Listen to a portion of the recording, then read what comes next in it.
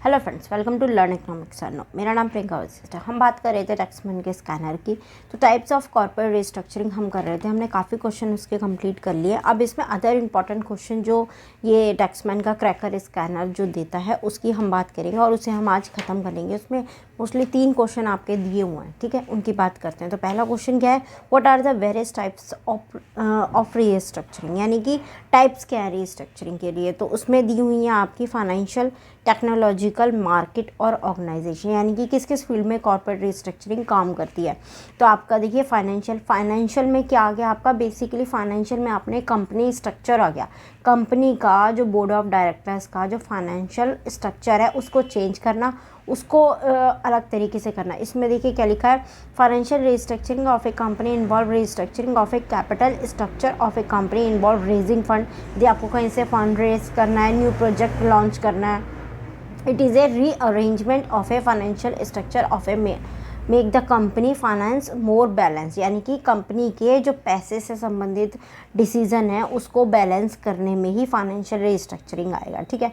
और technological restructuring होता है बेसिकली आप रीस्ट्रक्चरिंग हो गया जैसे रीस्ट्रक्चर करना, उसको स्ट्रक्चर को देखना कि ठीक ठाक काम मैनेजमेंट करना, उस सेक्टर को मैनेज करना एक तरीके से, ठीक है। तो फाइनेंशियल हो गया, एक टेक्नोलॉजी हो गया, एक मार्केट हो गया और एक ऑर्गेनाइजेशनल हो गया। तो फाइनेंशियल में तो आप कंपनी का फाइनेंशियल मैटर देखेंगे कि फ़ंड कहाँ से रेज हो रहे हैं, कौन सा नया प्रोजेक्ट है, उसके लिए फ़ंड कहाँ से आएगा, क्या होगा। टेक्नोलॉजी में आप क्या देखेंगे, आपकी अलायंस, यानी कि आप किस कंपनी के साथ कैसे बेहतर तरीके से टेक्नोलॉजी को अमलगामेट, मर्जर वगैरह करके आप उसको अपनी कंपनी को और साथ में दूसरी कंपनी को भी बढ़ा सकते हैं। तो उसमें लिखा involves alliance with other companies to get better technology. दोनों ही बेटर टेक्नोलॉजी के लिए काम करती हैं और कैसे आप एक दूसरे से अलायंस करके एक दूसरे की मदद करके टेक्नोलॉजी में हेल्प करके अपनी टेक्नोलॉजी को सुधार सकते हो। उसके बाद है market restructuring, include decision making regarding the product and service market segment, यानी कि मार्केट में यदि कोई कंपनी है, कोई ऐसा प्रोडक्ट बना रही है जो मार्केट में रीसेल हो रहा है, बिक रहा है, तो उसके बारे में यदि आप कैसे दूसरी कंपनी के साथ मर्जर कर सकते हैं। देखिए कॉर्पोरेट रिस्ट्रक्चरिंग क्या है, corporate restructuring merger, amalgamation, take over, यही सब है। तो इसी में सेक्टर आप बांट लीजिए। तो मार्केट में यदि मार्केट में किसी प्रोडक्ट के साथ आपको कंपटीशन देखना है या फिर किसी प्रोडक्ट के साथ आपको अमलगामेट करना है तो उसके बारे में डिसीजंस कौन सा सेक्टर लेगा, मार्केट रीस्ट्रक्चर, ठीक है। Organisation restructure means to set up internal structure, ठीक है, यानी कि कंपनी के इंटरनल स्ट्रक्चर की बात कर रहे हैं, procedure, segment etcetera, improve employ capability, यानी कि कंपनी का अंदर से अपने मैन्युफैक्चरिंग में, यानी कि मैन्युफैक्चरिंग टेक्नोलॉजी ठीक है नहीं है, और जो एम्प्लॉय लग रहे हैं उनकी फुल कैपेसिटी से वो काम कर रहे हैं नहीं कर रहे हैं, उन्हें कुछ चाहिए तो नहीं, कुछ बदलने की ज़रूरत तो नहीं है कंपनी में। इंटरनल मैटर को देखना ऑर्गेनाइजेशनल स्ट्रक्चर के अंदर आएगा, ठीक है। Strong organisational structure ensure positive response of employees toward change, यानी कि जो आपने चेंजेस करे, मान लीजिए आपने किसी भी टेक्नोलॉजी स्ट्रक्चर में जाके, फाइनेंशियल स्ट्रक्चर में जाके कोई चेंज करा है, तो ऑर्गेनाइजेशनल स्ट्रक्चर में आप देखेंगे कि कंपनी ठीक से काम कर रही है, वो रेस्पॉन्ड कर रही है उस चेंज के लिए या नहीं कर रही है, एम्प्लॉय उसमें ठीक से काम कर पा रहा है नहीं कर पा रहा है। ये सारी बातें किस में आएंगी, ऑर्गेनाइजेशन रीस्ट्रक्चरिंग में आएंगी, यानी कि कंपनी का इंटरनल आप काम देखेंगे तो वो ऑर्गेनाइजेशनल रीस्ट्रक्चर में आएगा आपका, ठीक है। नेक्स्ट क्वेश्चन है आपका, इसमें यही 4 पॉइंट थे। उसके बाद है corporate restructuring is a matter of great importance and a company shall leave no stone unturned, comment with reference to the factor to be considered, ठीक है। कॉर्पोरेट रिस्ट्रक्चरिंग ये कॉम्प्रिहेंसिव प्रोसेस, ठीक है। इसमें आपको बताना है पूरा आपको बताना है कि लीगल प्रोसीजर जो कॉर्पोरेट सेक्टर में सारे काम जो करते हैं, जैसे लीगल हो गया, टैक्सेशन हो गया, आपका इकोनॉमिक हो गया, टैक्सेशन हो गया, वैल्यूएशन हो गई, ठीक है। ये सारे sector, financial, stamp duty, due diligence, competition, human and culture, job security, intangible assets वगैरह सब आपको इसमें पॉइंट्स देने हैं, ठीक है। और फिर नेक्स्ट आपसे क्वेश्चन पूछ रहा है प्रोफेशनल्स प्ले। ये क्वेश्चन इंपॉर्टेंट है क्योंकि ये आ जाता है कई बार। Professionals play vital role in the entire process of corporate restructuring, यानी कि आपको बताना है कि प्रोफेशनल्स का क्या काम होता है कॉर्पोरेट रिस्ट्रक्चरिंग में, वो कैसे इंपॉर्टेंट हैं कॉर्पोरेट रिस्ट्रक्चरिंग के पूरे प्रोसेस में। ये क्वेश्चन कई बार आता है, ठीक है। तो हम इस पर बात करते हैं। Corporate restructuring is a comprehensive process. क्या है? कॉम्प्रिहेंसिव एक कॉम्पैक्ट प्रोसेस है वर एक company consolidate it's business operation and strength its position in the market. यानी कि जहाँ पर अपनी कंपनी अपनी पोजीशन को इकट्ठा करती है और अपनी स्ट्रेंथ को, अपनी पोजीशन को देखती है। यानी कि कॉर्पोरेट रिस्ट्रक्चरिंग बेसिकली आपकी कंपनी की इंटरनल और एक्सटर्नल दोनों चीज़ों पे वर्क करता है।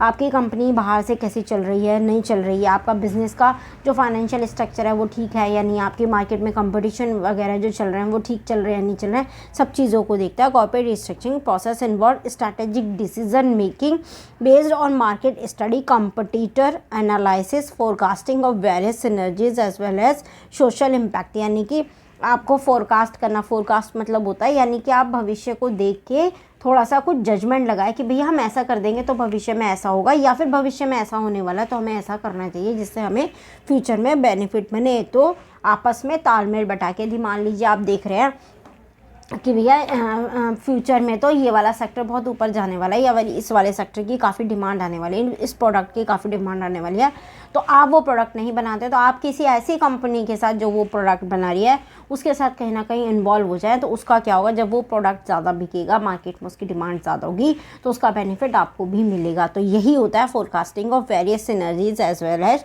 Social impact. ठीक है, इसका मतलब ये हो गया। ठीक है, it involves professionals like business expert, और जो प्रोफेशनल हो रहा है वो किस तरीके से इन्वॉल्व होते हैं बिजनेस एक्सपर्ट के रूप में, कंपनी सेक्रेटरी के रूप में, चार्टर्ड अकाउंटेंट एक्सेट्रा के रूप में, कॉर्पोरेट रिस्ट्रक्चरिंग के प्रोसेस में जो प्रोफेशनल्स हैं वो इन्वॉल्व होते हैं।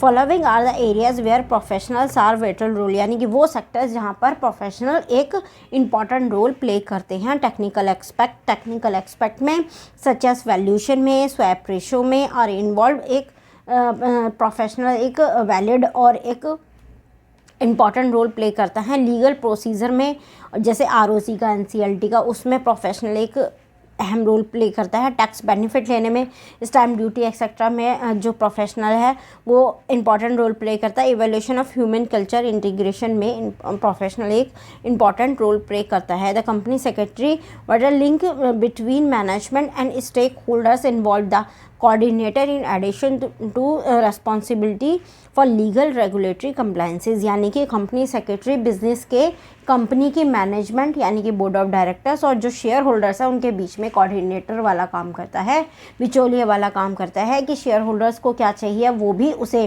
कंपनी सेक्रेटरी को बताएंगे, और बोर्ड ऑफ डायरेक्टर्स अपनी कंपनी में किस तरीके के चेंजेस करने वाले हैं या वो कंपनी किस हिसाब से चलाने वाले हैं, ये सारा डिसीज़न बोर्ड ऑफ डायरेक्टर्स का शेयर होल्डर्स को कौन बताता है, कंपनी सेक्रेटरी बताता है। तो कंपनी सेक्रेटरी कोऑर्डिनेटर की तरह काम करता है।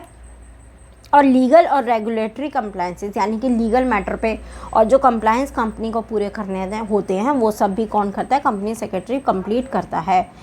The restructuring deals are become complex, जो रिस्ट्रक्चरिंग डील्स हैं वो कॉम्प्लेक्स होते हैं। कई बार क्या होता है, जैसे आप किसी कोई प्रोसीजर अपनाना है तो वो तो आप फिर भी एक बार को अपना लेंगे, पर यदि किसी के साथ अलायंस करना है, किसी के साथ फ्यूचर को देखते हुए किसी के साथ तालमेल बैठानी है, किसी के साथ कोई कॉम्बिनेशन करना है, अमलगमेशन करना है, मर्जर करना है, तो ये जो डीलिंग होती है ये थोड़ी सी टिपिकल होती है, क्योंकि ये आराम से नहीं होती, ये वक्त देख के, इंसान देख के होती हैं और तरीके से होती हैं, जिससे आप का भी बेनिफिट हो और सामने वाले का भी बेनिफिट हो। यदि उससे सामने वाले को बेनिफिट आपकी डील में दिखाई देगा तभी तो वो आपके साथ डील करेगा। And hence it necessary to extend and role of professional in term of quality within the time frame, यानी कि टाइम फ्रेम में, यानी कि टाइम बहुत इंपॉर्टेंट होता है। देखिए आप किसी के साथ डील करने जाते हैं तो पहले आप ये देखेंगे कि उस डील का फ़ायदा होगा या नहीं होगा, उतनी आपकी क्षमता होनी चाहिए उस डील से कि फ्यूचर में उस डील से आपको बेनिफिट मिलेगा या नहीं मिलेगा, इस चीज़ को नापने की आपकी क्षमता होनी चाहिए। प्रोफेशनल का जो होता है टाइम फ्रेम में होता है सब कुछ, सब कंप्लायंसेस टाइम फ्रेम में होते हैं, वो सब चीज़ें उसको देखनी होती हैं। ठीक है, ये सब है। अब हमारा ये वाला चैप्टर ऑलमोस्ट कंप्लीट हो चुका है। अब हम करेंगे फाइनेंशियल रीस्ट्रक्चरिंग चैप्टर।